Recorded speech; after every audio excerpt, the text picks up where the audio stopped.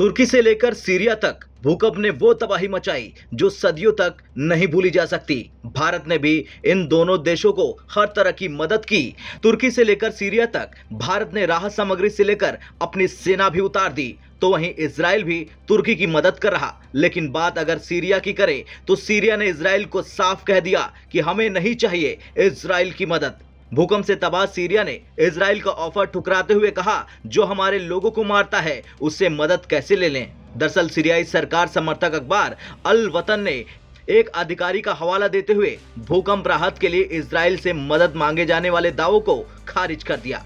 ये बात इसलिए सामने आई क्योंकि इजराइल ने भूकंप आने के तुरंत बाद कहा था कि सीरिया ने उससे भूकंप राहत में सहायता के लिए मदद मांगी थी और वो सीरिया को मदद देने को तैयार है। खुद इजराइल के प्रधानमंत्री बेंजामिन नेतन्याहू ने कहा था कि उन्होंने भूकंप प्रभावित सीरिया को मदद भेजने की मंजूरी दे दी है। नेतन्याहू ने अपनी लिकुड पार्टी के सांसदों से कहा था कि इजराइल को सीरिया के लिए मानवीय सहायता का अनुरोध एक राजनयिक स्रोत से प्राप्त हुआ है, मैंने इसे मंजूरी दे दी है। लेकिन अब खबर आ रही कि सीरिया के एक अधिकारी ने मदद मांगे जाने वाले खबरों से ही साफ इनकार कर दिया। दूसरी ओर सीरियाई अधिकारी ने कहा, दमिश्क ने उपहास उड़ाया और दावों का खंडन किया कि उन्होंने इजराइल से मदद मांगी थी। सीरिया एक ऐसी संस्था से कैसे मदद मांग सकता है जिसने दशकों से सीरियाई लोगों की हत्या की है। सीरिया की सरकार इजराइल को मान्यता नहीं देती है।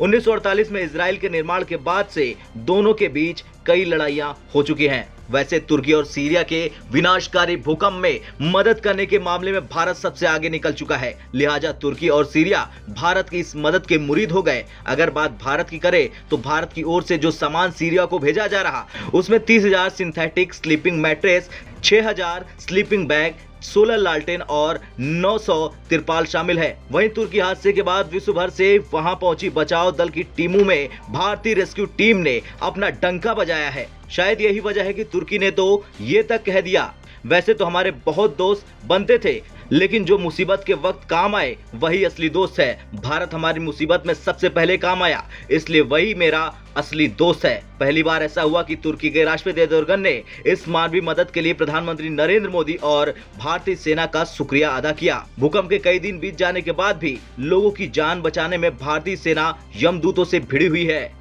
खैर, अब देखना ये होगा कि इजराइल इसे लेकर क्या बयान देता है। लेकिन जिस तरह से भारत ने तुर्की और सीरिया में अपना दम दिखाया, उससे एक बात तो साफ है कि दुनिया में कहीं भी कोई भी आपदा आती है तो भारत विश्वगुरु वाले रूप में आकर उस मुश्किल को जड़ से खत्म करके ही दम लेता है। आपका क्या कहना है सीरिया के अधिकारी के बयान को लेकर? कमेंट कर जरूर बताएं। ब्यूरो रिपोर्ट, भारत तक।